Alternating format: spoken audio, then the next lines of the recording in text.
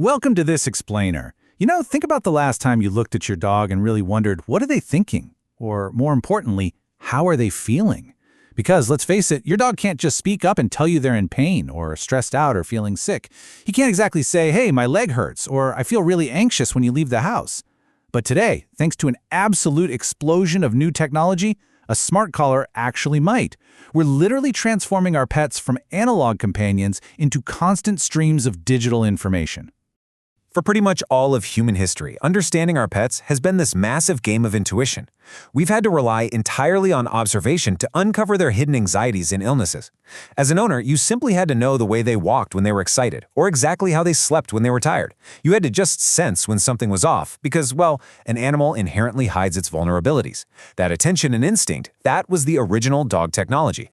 Okay, let's dive into this because that original dog technology of human observation, daily routine, and just plain old instinct is being rapidly replaced by a digital data layer.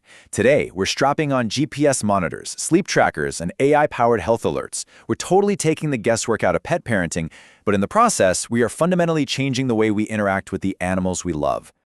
Section 1. Dogs Before Data, the Analog Companion. To understand where we're going, we have to remember that caring for a dog used to be remarkably simple, built organically, and completely off the grid.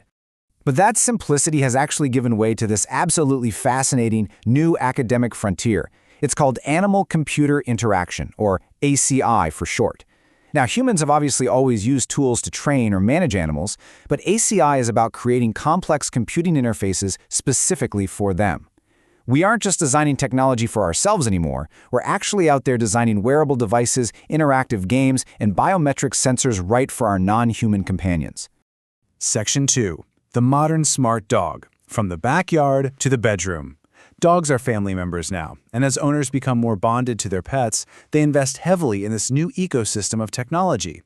And the sheer scale of this modern pet ecosystem is just staggering. We're talking about GPS collars that can geo-fence your yard, activity trackers that measure movement down to the millimeter, pet cameras with automatic treat dispensers, smart water fountains, televet apps, and even dog DNA kits. Modern dog owners worry about everything. Is my dog safe? Are they bored? Are they eating enough? Because of that anxiety, the modern dog isn't just wearing a collar anymore. They are wearing a literal data device. And this brilliantly illustrates a core shift happening right under our noses. As researchers from DivaPortal pointed out, we are just at the beginning of a new era of computing, which not only embraces everything in the human world, but progressively also encompasses the non-human world. We're essentially expanding the Internet of Things to include our pets. Section 3.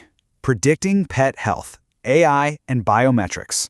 Now, this isn't just about cool, flashy gadgets. Let's look at how these data streams are actually saving lives. Now, what's really interesting about this flowchart here, this is from a recent study published in Frontiers. As you can see the absolute massive scale of data being collected, involving over 1,000 dogs. Researchers use smart collars equipped with artificial intelligence to track resting heart and respiratory rates in dogs while they were just asleep in their natural home environments. By establishing these huge long-term reference databases, AI can now reliably flag when a dog's heart rate deviates from its normal baseline. It can identify cardiac conditions weeks before human observation ever could. Companies like Mosaic Data Science are actually taking this even further with a really impressive three-tiered model approach. Step 1. Their algorithms use simple accelerometer data, which is basically just measuring how the collar tilts and moves, to detect specific behaviors like eating, scratching, or licking. Step 2. The model identifies long-term trends and changes in those behaviors. And Step 3. It uses those trends to actually predict veterinary issues before they turn into emergencies. Look at how powerful this is in practice. When you compare the data between totally healthy dogs and those with underlying issues, these predictive models can actually flag a dermatological problem just by tracking a tiny uptick in micromovements, like a bit of extra scratching. Even more incredibly, by analyzing a dog's walking cadence, the AI can detect an acute mobility injury up to 150 days before the first veterinary observation. That's literally 5 months of early warning, all extracted from the tiny movements of a smart collar. Section 4. The privacy problem. Tech vulnerabilities. Because strapping internet-connected devices to the animals living inside our homes introduces a pretty severe complication to the story.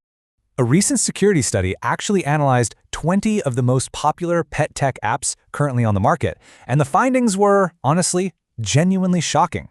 They found that 2 out of those 20 apps exposed user login and account details in completely non-encrypted traffic.